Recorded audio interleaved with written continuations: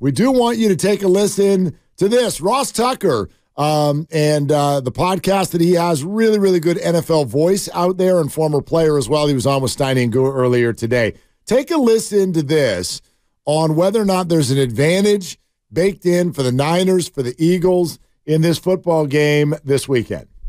If there was any chance that there'd be a little bit of a letdown for the Eagles mentally, just because of this incredible stretch. I hear you. The Niners, with their mouths, okay, and their lack of accountability for what happened in the NFC Championship game, they've just fueled the fire again for the Eagles. And I think probably being underdogs helps that as well. Okay.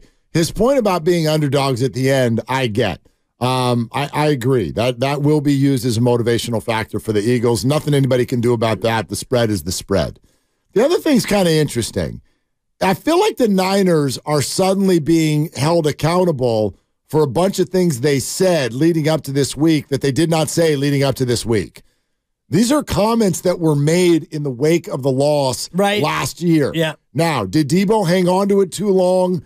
Did he need to go as in-depth as he did? You and I addressed that actually right off the top of the week. One of the comments he made didn't bother me one bit. One of them where he started complaining about other things away from Brock Purdy. So about penalties, turnovers, acting like that's not part of the game. It did sound like excuse-making. Would have been nice for him to stop prior to that. He held on longer than Draymond held on to Rudy Gobert. Yes, he did. You're welcome. So, some of that is now on them. There's no two ways about it. Him calling James Bradbury trash, I mean, look, that stuff is going to come back to get you every single time. But there was a certain way that was presented by Ross Tucker that I really want to address. Listen one more time to what he calls the lack of accountability with regard to what happened last January. If there was any chance that there'd be a little bit of a letdown for the Eagles mentally, just because of this incredible stretch. I hear you. The Niners, with their mouths, okay, and their lack of accountability for what happened in the NFC Championship game, they've just fueled the fire again for the Eagles. And I think probably being underdogs helps that as well. Okay, I'm starting to arrive at a point where I get a little knocked off course when people start talking about accountability in sports. Sure, there's accountability everywhere. There's accountability for everything we do every single day. I understand that. I'm not trying for anybody to escape that. But this idea that the Niners, particularly the wide receivers, should have to speak to accountability for what happened in January as if there was some sort of poor play on their part that led to them losing in Philadelphia in the NFC title game, hold on, without a quarterback. Yeah. What exactly are the receivers accountable for, Ross, in terms of what happened in January in Philadelphia? Nothing on the field. I think they're held accountable for how they reacted to it and what they said after the fact. And I'm not sure if Ross was referring to their play on the field or the comments made after the fact, but there's nothing that happened on the field that anybody needs to be held accountable for other than the backup tight end who whiffed on a block and the quarterback got hurt.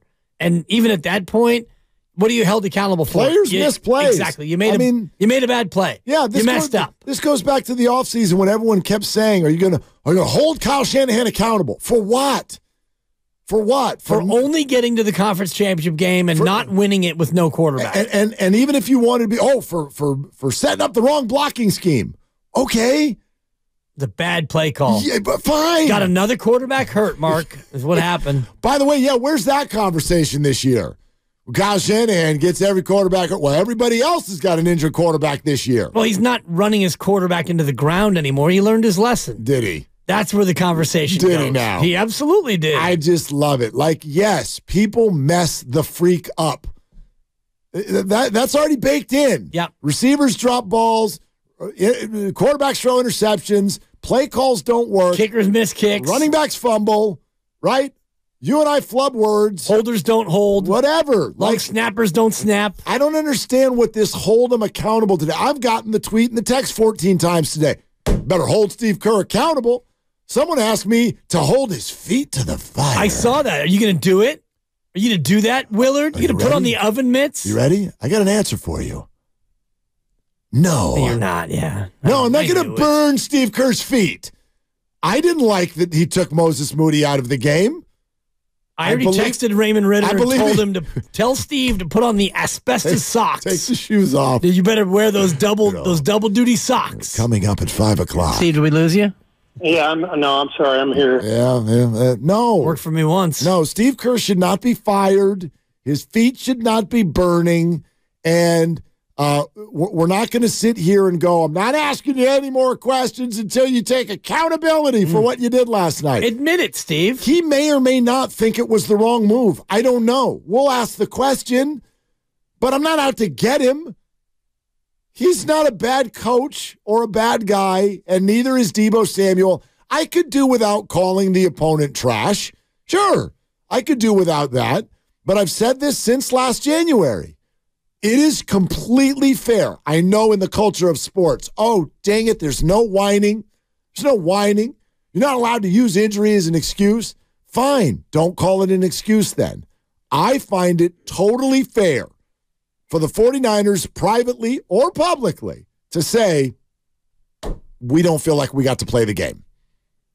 We lost our quarterback. Yeah. And then we even lost another one. And by the way, those were QBs 3 and 4 for us this year. Right. They are absolutely allowed to feel the same way, by the way, I felt as a fan, which was we got robbed of seeing the game the way we wanted to see it. They can feel however they want to feel. Doesn't mean the Eagles didn't come out and say that, too, if they want to say that. I think they have. And I don't think you've heard a number of them say anything close to what Deebo said. Agreed.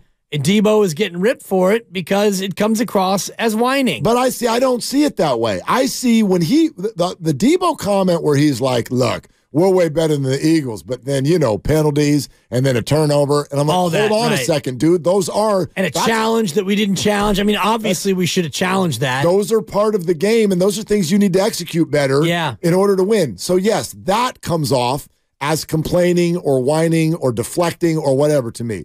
But if a player on the Niners comes out or a fan says, I don't feel like we got to see the way that was supposed to go, it doesn't even mean the Niners would have won.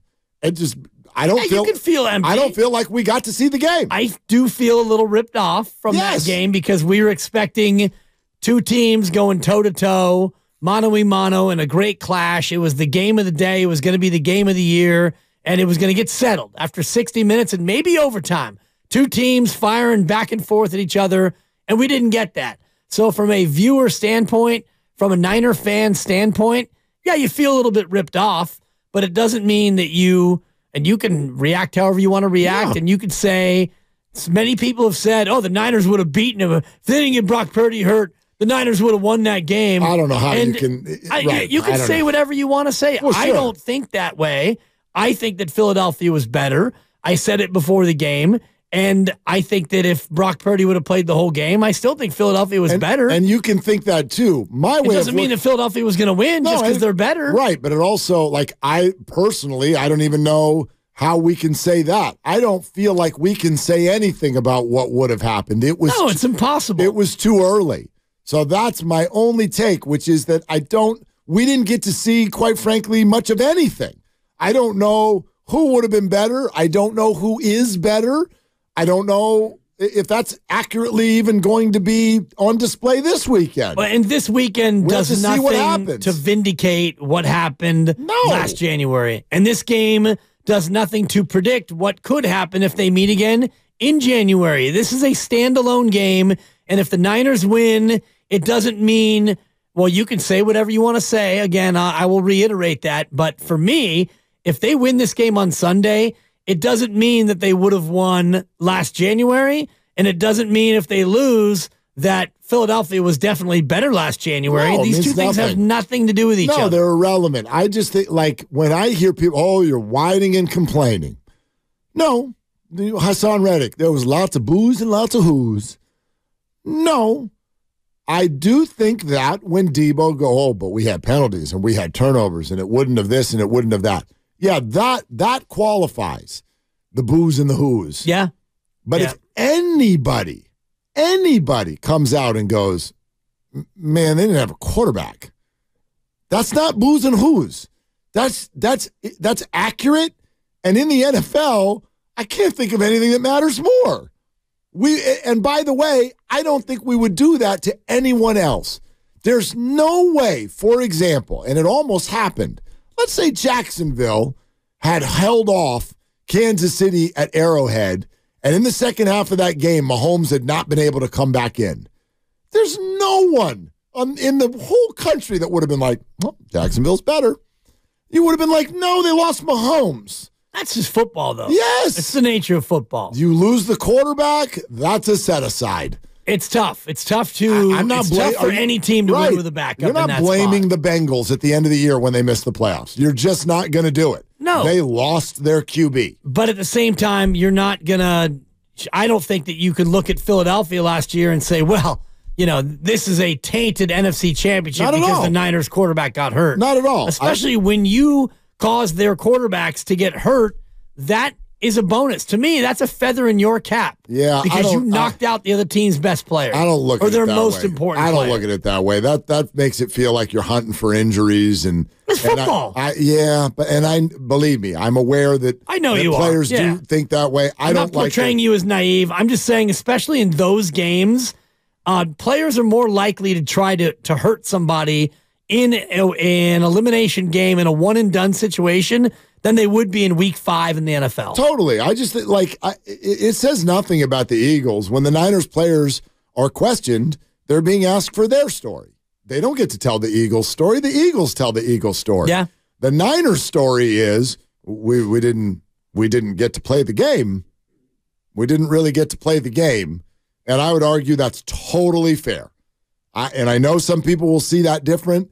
I would argue that when Josh Johnson from the street plays a quarter and a half, and then you're running the wishbone for a quarter and a half, that is officially not playing the game. And so the Eagles get the credit, and they get the NFC title and all of those things. But the 49ers story, when they're asked questions, I don't find it boos and whoos and whining when they say, yeah, we really don't feel like we got to go do that. Well, what can we execute? We didn't have a quarterback. So, yeah, that's all. That's all. So when Ross goes, the lack of accountability, there's no accountability that needs to be taken for what happened in January. Maybe for what you said in March, but not for what you said, not for anything that happened on the field in January. Yeah, what happened on the field in January is you got beat. You got beat by the team that won the conference championship at home, and you had two quarterbacks, and then by the second half, you had no quarterbacks, and it was game over. In the opening possession, they scored, and your first possession, you fumbled, and you lost your quarterback, and that was the ball game, basically. Yeah. Steve Kerr in 20 minutes. Let's squeeze this in real quick. Mike in the city. Hey, Mike, what's going on? What are you doing? Hey, on that topic, I'm not a fan of anything, any locker room material either, anything that's going to fire up the other team. Have you noticed that the 3-game slide that happened this year came right after Kittle wore that T-shirt in Dallas? Yes. It's a fact. It did happen. I mean, are you suggesting that the T-shirt in some way represented why they fell apart for a little while? Not necessarily, but it definitely fires up the other teams. But that's not what I was calling, actually. I called because is it fair as a fan to be concerned about the refereeing going into this game? Not that Philly, of course, isn't a superb team and can beat us without the aid of referees making mistakes or whatever they're doing. But that game versus the Bills, I just didn't like what I was saying in terms of the refereeing. Yeah. I'll take it off the air. Yeah, Mike, thanks. Thanks, Mike. I totally get it. I think there have been a few games. You should be worried about the refs because the referees want Philadelphia to win not only this game, but every game. Be afraid be very afraid. You could be worried about the refs if you want, just because the refs. I'd be terrified. Well, the refs tick you off every game because that's life when you sit down to watch a football game. Not my life. Now, the Eagles have had some high-profile calls go their way. Do I think there's a conspiracy? No, I don't. Well, we'll wait till Monday to have this conversation. They better not throw any flags on my Niners, Mark. That's a good point. They're out to get us. Good point. Dibs will be in his zebra snuggie Oh, yeah, watching this game on Sunday afternoon.